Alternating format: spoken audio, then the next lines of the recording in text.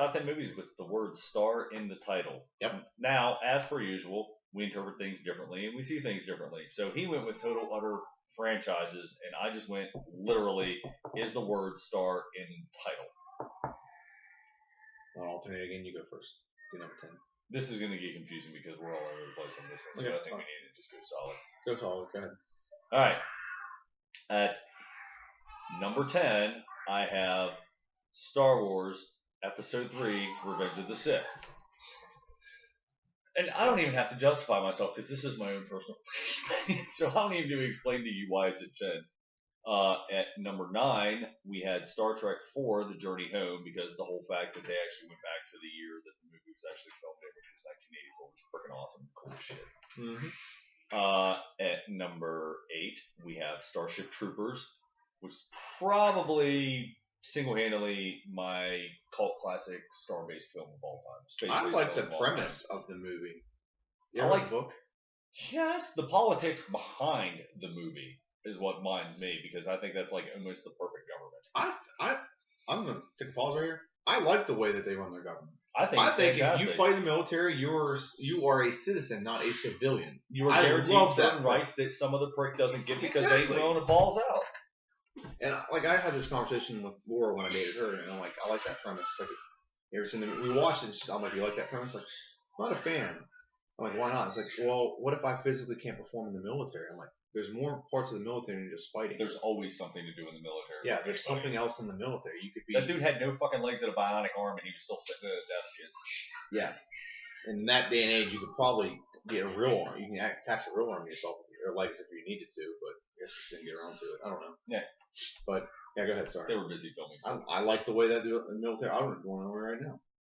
I would. I've joined the Mobile M3. I'd be more than happy to. Especially, well, I already did. Yeah. I have my rights, bitches. After that, Star Trek. Not Into Darkness, not the motion picture, the first Star Trek film they made with Chris Pines and all that happy horse shit. It was a good movie. Was fantastic. At number 5, The Last Starfighter. Kids, seriously, if you have not watched this and you're a gamer, apparently they're remaking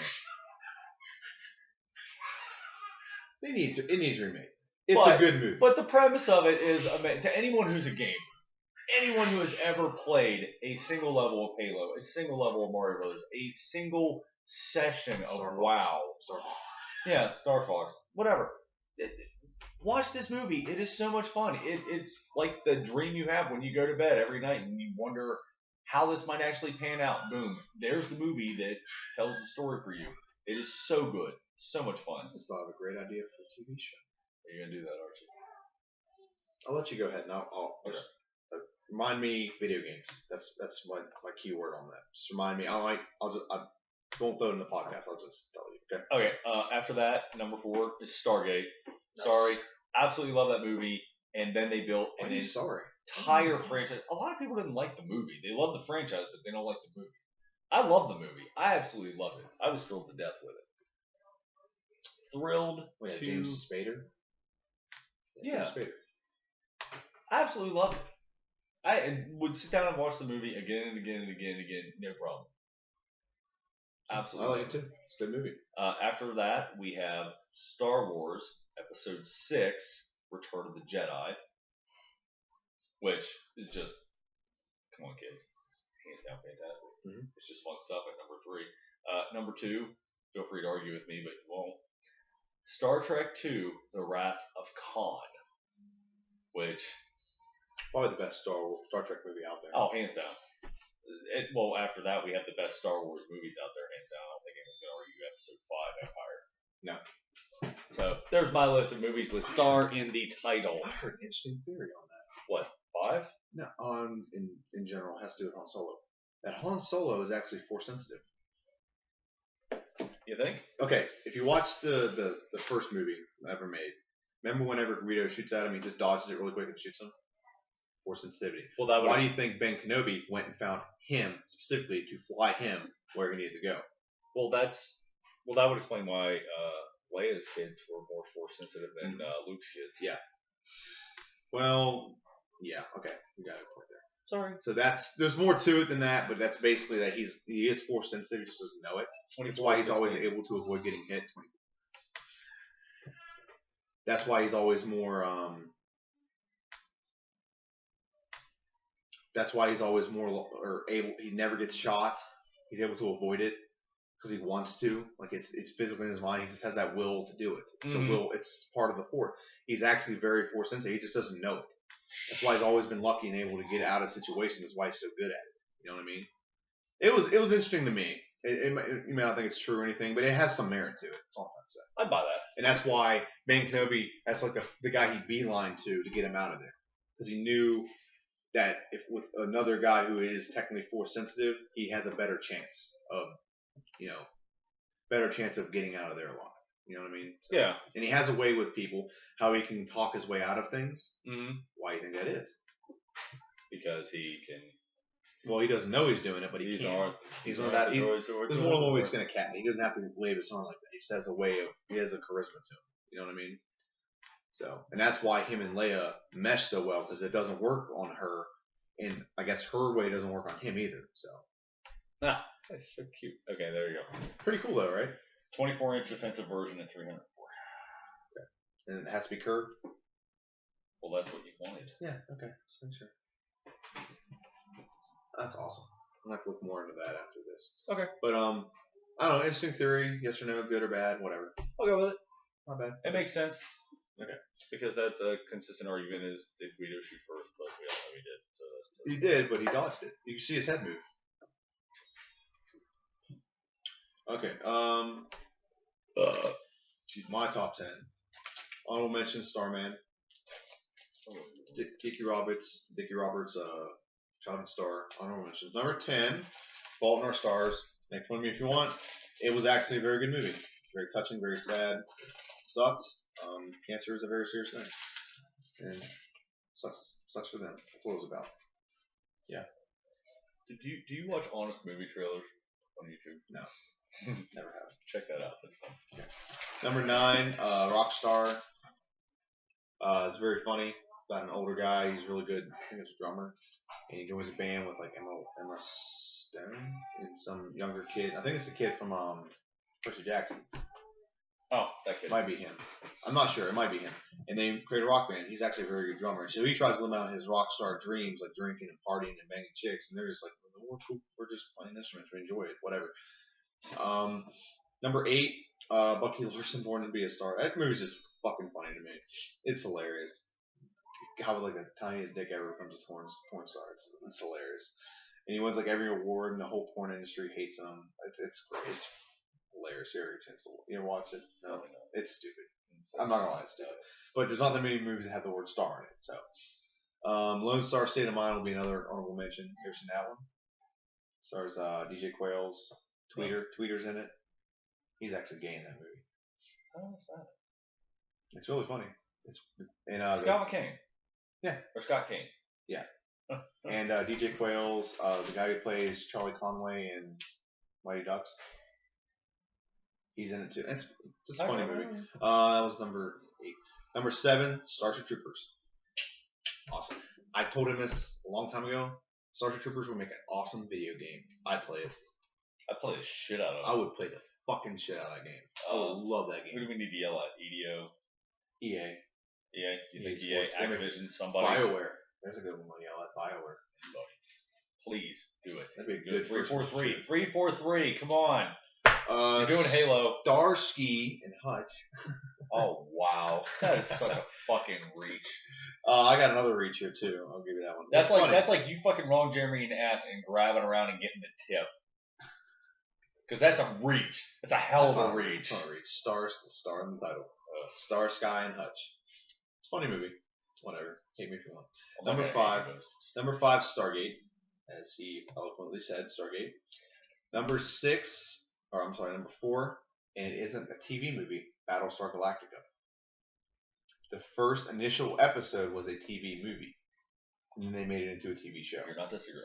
You'll get no disagreement here. I watched all of that. I watched the original back in the 70s.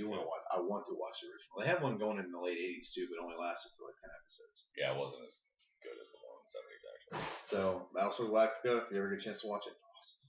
I like the older Cylon battles, though. Those battles back then were a little fun. They didn't have, like, there could be some that are actually human. I don't know. I really like the way they did this series. I do. I like the way they modernized it. It was a very nice way of modernizing it. They probably saved a lot on, like, tech, too, or CGI. Well, even then the spin-off of that with the build of the first Cylon. Africa? Yeah, that was entertaining as shit. I didn't quite get it at first, but after I watched a couple episodes, like, oh wow, this is pretty fucked up. I love it. Anyway. Number 3, The Last Starfighter.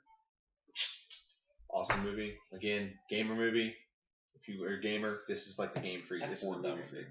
No, god damn it. I don't want to watch Snapchat. That was excellent. Number 2, Star Trek. I did series. I didn't do individual movies. Number 2 is Star Trek. If I had to pick my favorite, Wrath of Khan or the newest one, the first new one. Just Star Trek. Yeah, just Star Trek. Into Darkness wasn't bad either. They have another one coming out too. I enjoyed the reverse role of Kirk and Spock into Darkness over Wrath of Khan. Like, I thought that was a very interesting take on it. Because people were so bent out of shape that it wasn't just going to be Star Trek the motion picture, The Wrath of Khan, The Search for Spock, The Journey Home. Like, apparently they thought that they were just going to throw new actors into the same plots and just roll with it. Why? I have no idea. They changed everything. I love it. I love the way they changed everything because it hurts nothing. Mm-hmm. It hurts nothing because the original happened, and then Spock went on and did his thing, and then he, in his natural progression through time, got sucked into a black hole, and then shit went different. Plus Benedict Cumberbatch. Awesome actor. Yeah, dude does good. Dude does really good. Picking him as Khan. Doctor Strange, too. Give me Doctor Strange, too.